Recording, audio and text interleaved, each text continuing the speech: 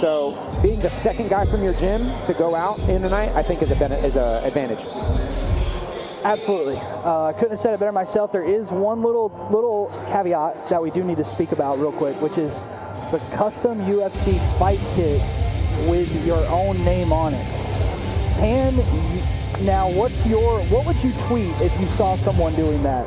Just, how would your tweet read if you were about to tweet about this? Hold on. Let me look at this. Brent Childress, he's got 3. Is his 4th fight? No, I'm not saying nothing about that guy. That's right. Look at that. He's already looking over here. I'm not saying anything. Yeah. No, it's a little much. As a critic of fight fashion, a fight fashion aficionado, an official fight fashion aficionado. We have a separate bingo card. Fight fashion faux pas. I think your own custom Venom. I don't know. Yeah, I don't think you can do that. I don't think you can do that. The commission should not allow you to. Sorry, Brent Childress. I think you're a fantastic fighter, entertaining to watch, very tough, but I don't think we can do the custom UFC. Now, the only way I would respect it is if you came out in your walkout and you had the custom jacket and the custom, like if you spent like $400 on the full outfit, I'd be like, okay, well, at least you're committed. So it's like a cosplay. Yeah, go all in. Yeah, exactly. Commit to the bit. You remember when James Kahuna came out with the Men in Black and did the dance with all the guys? It's like the best walkout. He did it in the UFC. It's like his whole corner wore suits. He wore a suit. They all had neuralizers. They did the Men in Black dance and then walked to the cage. Commit to the bit. It's a great one. And that's what I feel like you're doing if you walk out for an amateur fight in a UFC fight kit. You're cosplaying. We just saw a headgear change. Yeah, I can't blame it. I think that other headgear. That other gear looks really bad and it looks puffy. Yeah. No diddy. In a lot of places, there's rules about competition headgear versus sparring headgear. What he came out in was essentially sparring headgear. Right. Yeah. Basically, you just want to make sure, Tyner's headgear is on there snug as a bug and a rug. I mean, he's got that taped up 2 ways to Sunday. It's probably not going to be taken off in this fight. Whereas that one strap that was barely hanging onto the chin, they had to address that. Let's talk about Avant-Tyner's split kick dance to his opponent's walkout song. We always talk about liking. I don't like that either. You don't like that? No. I want. You should think that his song sucks. See, I feel like you're taking the power away from him when you're appropriating it. You're like, it's my song. It's walkout appropriation. You literally go. I almost picked this song. I thought mine was better. So this is my second choice. Yeah. It's a good song, but it was my second choice. Kickboxing. Devyn Avant-Tyner versus Brent Childress, and it's underway. And Brent Childress had an incredible fight at the last Fight for It. A big improvement from his first bout with us. Childress pushing forward aggressively, trying to overcome that reach advantage, turning this into a bit of a wrestling match, and we see a shin up the middle, and we hear it bounce off the cup. Yeah, so both of these guys, we've talked about Matt Fleming ad nauseum for the last 2 fights, but the coach of Tyner, a man by the name of Chris Clodfelter, he is very well-renowned, celebrated in this area, head coach of, like I said, 8 Points Muay Thai. Yeah, Childress was having a little trouble with the punches, but he got a rear leg front kick in there. Forced troubles, yeah. Childress eats a hard right kick to the body, but answers with a punch combination, but he gets caught clean. Yeah, Tyner gave him a quick hook with the right hand and followed up with the left. Avant-Tyner just a little more accurate and a little more crispy with his strikes, whereas Childress is making this a little bit ugly with the striking. Chris Luter can't get out fast enough. Oh, it's a low blow. That rear leg front kick, whether you call it a front kick or whether you call it a push kick or a teep kick, it was a linear kick from the rear leg, went right up the middle. And one thing that always sticks out to me almost eerily is like Chris, when he does corner, it's just like he doesn't speak at all unless it's between rounds, and it's like 2 sentences and that's it. Like he's just like kind of really just glaring at the other corner, just like intimidating. He's got an aura. He's an intimidating dude. Yeah. Childress hanging out right there, and he's blocking the kicks, but blocking kicks is not a plan. Oh, good hard right hands from Childress. Oh, he's letting touch too much. But Avant-Tyner just too fast. Hard right hand staggers Avant-Tyner back, and then Childress pours on with a kick and another punch. Childress needed to earn a little bit of respect, and that might have earned him some, because it does look like Tyner's going to have to recalculate his in here. Big jab. Childress comes up with air. Avant-Tyner comes forward with a combination ending in a left high kick. Left hand straight down the middle, splits the guard. Ooh. 3 left hands in a row just split the guard. And one back for Childress. 4-1 for Childress in every exchange pretty much. He's beating him inside the arc of his punches. Oh, and Tyner is quick with the hands. Every time he goes back to the straight punches, he is shattering, splitting that guard. The story of these exchanges is very similar to the first fight, Vasquez versus Chevrolet. It was the same thing, a power puncher being beat to the punch. Chris Clausfelter screaming in Avant-Tyner's face, "Don't brawl, don't brawl, don't brawl." Even though Avant-Tyner seems to be ahead, seems to be having great success, Chris Clausfelter's experienced. He knows that at any moment, someone like Brent Childress could put your lights out. It's definitely a matter of power and ferocity versus volume and technique. I'm always extremely interested in the dynamics of the corners, the dynamics of the coaches and the athletes, the body language of both guys, what the actual advice itself is. To me, this minute that we get here with these guys is as thrilling as the actual fight itself. Absolutely. And that's how you know I'm a certified nerd. Chris Clausfelter, hard-nosed coach, it's still not good enough. It's not good enough. Yeah. Like, no matter how well he's doing, it's, you know, that wasn't good enough. He's yelling at him, "Don't brawl." Childress will have to turn this into a brawl. He will have to make this ugly. I mean, that you said it very early on in that first round that he did look like that was the plan, to make it ugly with his striking. Oh, and a big, big right hand for Tyner. Big knees from Avant-Tyner. And that is scary because in Childress's, you see Childress's brace there. He had a scary situation with his knee getting entangled with his opponent's knee in a previous fight, and his opponent ripped his ACL when he fell, and it caused some damage to Brent as well.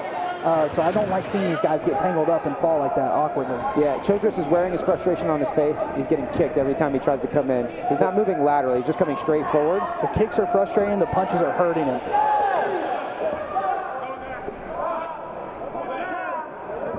Time.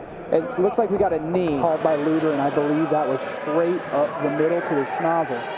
Yeah, I think he ducked down into a knee, which knees to the head would not be legal, as these are amateurs kickboxing. But if it's not egregious, sometimes they'll give the fighter a chance to recover. Avant-Tyner raising his hands. He feels firmly in control, feels confident that he's winning this fight. Childress complaining loudly, holding his jaw and speaking to the referee.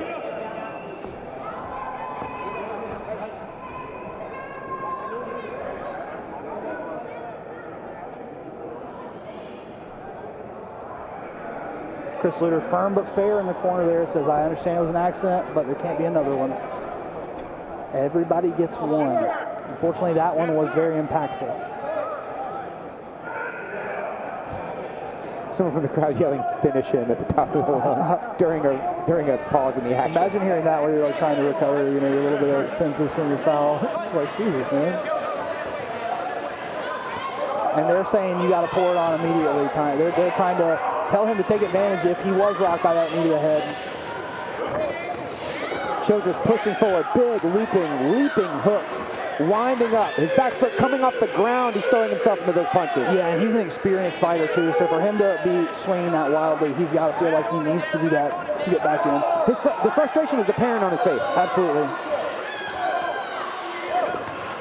He's trying to play with the range. He's trying to be just outside of range to catch these kicks or to move inside of them. But he's not moving laterally at all. He's just moving straight forward and backward.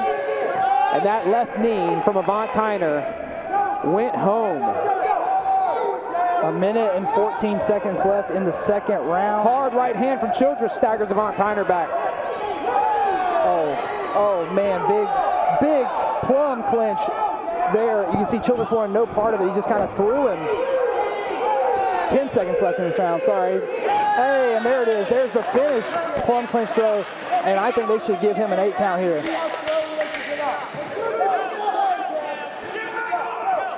And this is almost over here in the second. This second round is almost over, and Childress is just going to try to hang on. Those linear kicks from Avant-Tyner can't miss. They can't miss because Childress is just out there, right in the kill box.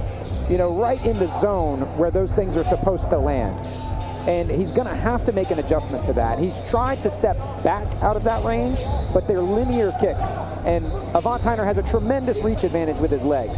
He's going to need to move side to side slightly so that Avant-Tyner has to adjust the targeting of those kicks, maybe make him miss, maybe make him hesitate, and then use that as an opportunity to get closer. So he's not constantly eating these linear kicks to his chest and body and essentially getting hit for free because he's not doing anything back to Avant-Tyner in exchange.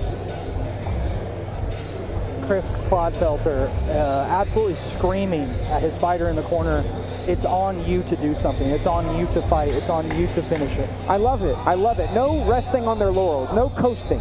Yeah. It's not good enough. Because, you know, if the opponent is going to coast to losing, then, yeah, you don't want them to just, like, hang on. They're not satisfied with a 10-8 round. They want a 10-7 round. Yeah, exactly. I mean, that's everything about Chris Clodfelter's reputation as a coach precedes him here in this corner tonight. Nothing out of character.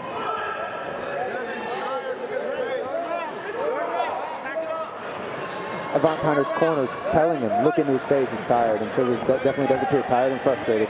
There we go. Then we see some lateral movement, and then we saw Avant-Tyner had to hold on to that kick. He's going to have to put multiple steps in a row to get Avant-Tyner to miss or commit to a kick at a bad time or to hesitate. And Tyner's landing these rotating knees. Yeah, he's curving him in there. He's got him cranked over and he's curving him in there. Those hurt. Yeah, he is surgical with that. Right hand from Childress. Oh. Avant-Tyner always has the option of, if an exchange goes poorly, to clinch. Childress is game bred, man. He's from a tough gym and he's had tough rounds and he caught him. Fights. He caught him with the left. I know that body's hurting. And at any moment, oh wow, he just big brothered him. Just made him carry his weight, cranked his neck, and put all his weight on top of him like he was getting out of the pool. Then Childress is hurting for certain. 50 seconds left. Can Childress make it? Brent Childress, they're trading jabs now, both standing in the southpaw, both trading right-handed jabs. And we've seen some swan songs in Fight For It history, but this might be one of the biggest comebacks ever if it can materialize. Hard right hand from Childress sends Avant-Tyner back. And then that is it. A rear left hand from Avant-Tyner, and then he pulls him into those knees. That feels like a death sentence. So Brent Childress is grabbing his groin. Yeah. It did not hit his groin. We all saw that it did not. But it can feel like that. When your body's taking that much punishment, it can very much feel like that. And if you're getting a standing 8 count from a knee to the body, we are definitely in the danger zone. You are in trouble. Yeah, Brent Childress with 10 seconds left roughly in this one. Still standing and fighting, still throwing his right hand. Yeah, he's not going anywhere. He's trading with him, which is a moral victory. Oh, rocked him with an uppercut, sending Brent Childress' head flipping backwards like a flip-top head.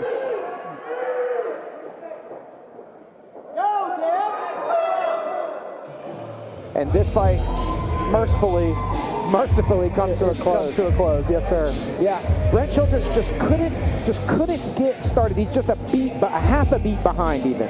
Very similar to our first fight. Just doing fine, doing what he's supposed to do, but just a hair behind. Great show of respect here between these two athletes at the end of the fight.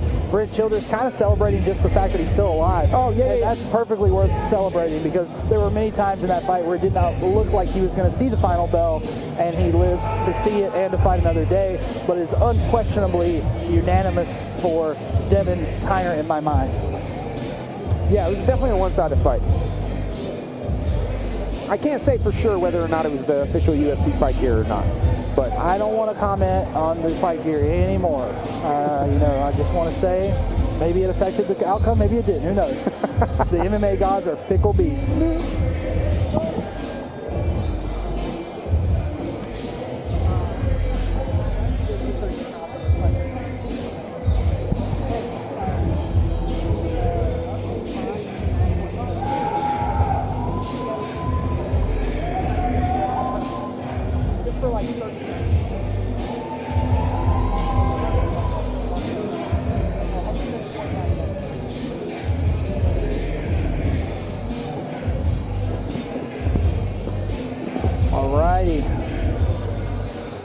waiting for the judges to tally up the scores.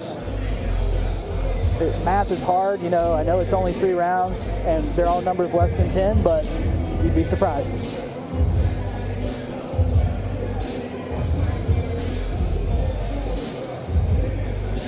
All right, judges have come to a decision.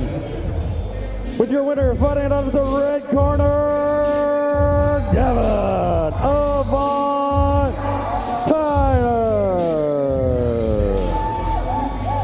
All right, Devyn Tyner representing 8 points Muay Thai. 8 points Muay Thai.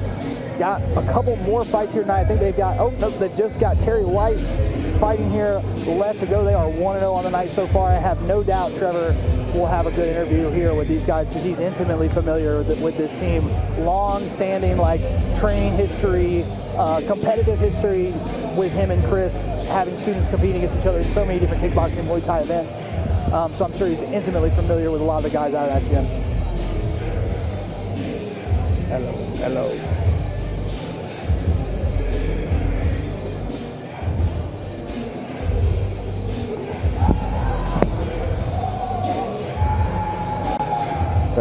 Check. All right, ladies and gentlemen, one more time for Devyn Tyner, fighting out of the world-famous 8 Points Muay Thai. Sir, that was an absolute clinic, and I gotta talk about that first round. We all know that you're bringing it into a dogfight. Was that the plan, to bring him into that clinch fight, or are you just that way? To be completely honest, I'm coming off a loss, so I'm 1-1 now, but I was super nervous coming in. But I just knew that last time I didn't give it every single thing I had, and I regretted it. But this time, I emptied the tank out here, and I got the job done. And I was scared the whole time doing it. But Wow. without fear, there can't be no bravery. You should write a book. Yeah, that's That was brilliant. amazing. No, so you would say that your biggest improvement from your first fight to the last fight was understanding that fear He's is a not big part of it, He's not a and that production can be professional. your He can't see biggest anything. weapon in He's that like a horse fight, on a correct? track. So basically what my plan is from here on out is to just keep a steady pace the whole time. Last time I was just looking for single shots. I was missing, he was countering. So I just kind of took my experience from my loss and just used it in here. That's I'm a guy who had 3 times more experience than me, so. Who do you need to give a shout out to right now? My whole gym, 8 Points Muay Thai, my friends and family, and every person who supports me. I've only been on this journey for 2 years, and I know it's kind of early, but man, if y'all would have known what type of life I had before this, you would understand how much this means to me right now. Devyn Tyner, what an amazing journey that you've been on so far to get to this point, and it showed like the accumulation of that life in this cage tonight. Do you feel like this is like your new calling, the next step in your life to just become a better Devyn? Yes, sir. Obviously, I have a passion for this, so the ultimatum would be for me to one day make it professionally, but right now, just one step at a time, man. Until then, and I got the best coach in the game, Chris Clodfelter, and I have the best team and support system around. So y'all, this ain't the last time y'all gonna see me, so y'all better get used to seeing this face. When's your next fight on the books? Is it on the books yet? Well, I'm aiming for the Delaware Novice Championship. It's I think it's WKA or something, but I'm gonna do fall IKF, and I'm gonna just stay busy. Whatever my coach tells me to do, I'm on it. All right, love to hear it. Devyn Tyner, one more time, out of the world famous 8 Points Muay Thai.